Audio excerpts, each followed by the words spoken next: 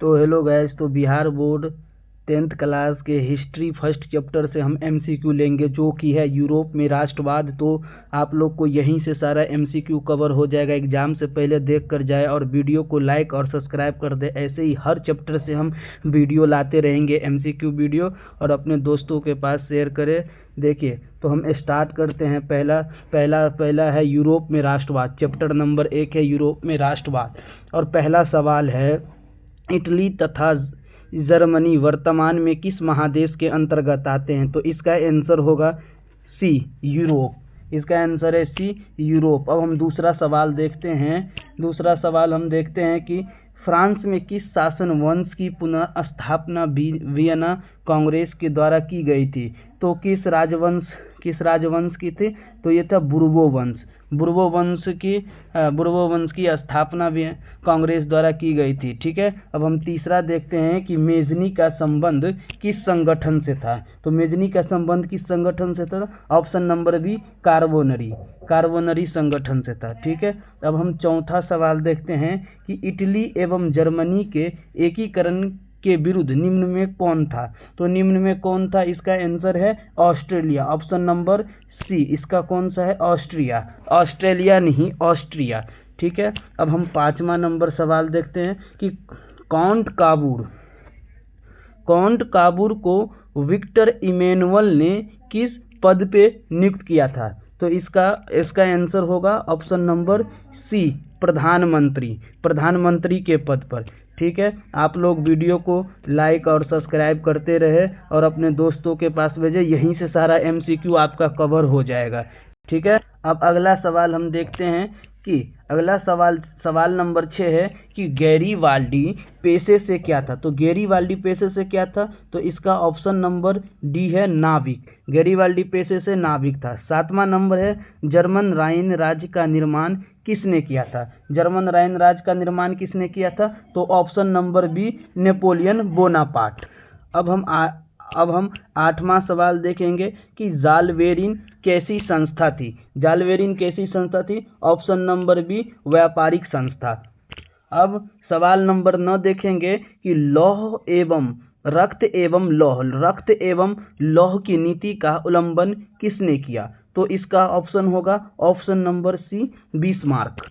अब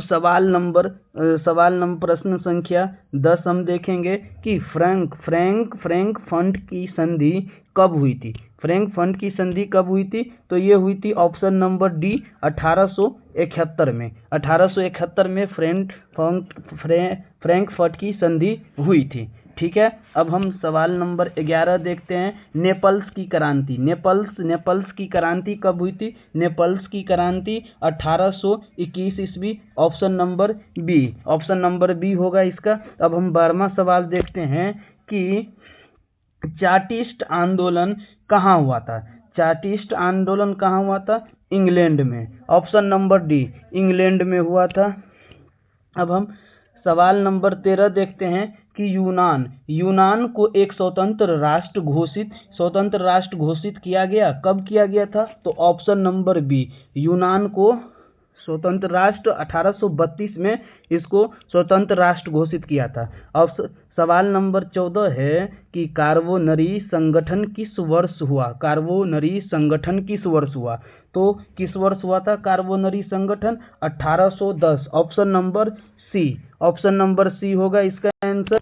अब हम 15 नंबर सवाल देखेंगे, एड्रियानोपुल की संधि कब हुई थी? एड्रियानोपुल की संधि कब हुई थी? तो इसका आंसर होगा ऑप्शन नंबर बी, 1829। इसका आंसर होगा ऑप्शन नंबर बी, 1829 में हुआ था। अब सवाल नंबर 16 देखेंगे कि एड्रियानोपुल की संधि किन दो देशों के बीच हुई थी? तो किन दो देशों के बीच हुई थी? तो तुर्की और रूस। ऑप्शन नंबर ए इसका होगा। फिर सवाल नंबर 17 हम देखेंगे कि सेडोन का युद्ध किनके बीच हुआ था? सेडोन का युद्ध किनके बीच हुआ था? तो वो था ऑप्शन नंबर सी, फ्रांस और पोलैंड। अब सवाल नंबर 19 देखेंगे कि पोलैंड के विद्रोह को किसने कुचल दिया। पोलैंड के विद्रोह को किसने कुचल दिया, तो इसका आंसर होगा ए, रूस ने कुचल दिया। फिर है सवाल नंबर 20 क्या कहते हैं, सन 1870 में फ्रांस और परसा के बीच युद्ध कहाँ हुआ था, तो युद्ध कहाँ हुआ था, इसका ऑप्शन है बी, सेडोन में। अब हम अगला सवाल देखते हैं कि यूरोप वासियों के लिए किस देश का साहित्य एवं ज्ञान विज्ञान प्रेरणा स्रोत रहा, तो इसका आंसर है ऑप्शन नंबर बी, यूनान। अब हम इस सवाल नंबर 22 देखेंगे कि युवा इटली संस्था का विकास किसने किया, तो किसने किया, ऑप्शन नंबर ए, मेजनी ने किया। ठीक है, अब हम अगला सवाल देखेंगे, बिस्मार्क निम्न में से क्या था, तो यह क्या था, कूटनीतिक। ऑप्शन नंबर डी है, ऑप्शन नंबर क्या है, ऑप्शन नंबर डी, कूटनीतिज्ञ थे। ठीक है, अब 24 नंबर सवाल है, सार्डिनिया पिडमॉन्ट का शासक कौन था, Victor Emmanuel, option number C. ठीक है, अब हम अगला सवाल देखते हैं कि यूनानी स्वतंत्रता आंदोलन के दौरान कौन ब्रिटिश कवि शहीद हुए, तो कौन सा ब्रिटिश कवि शहीद हुए, विलियम इसमें था कि कौन, तो इसका आंसर होगा लॉर्ड वायरन।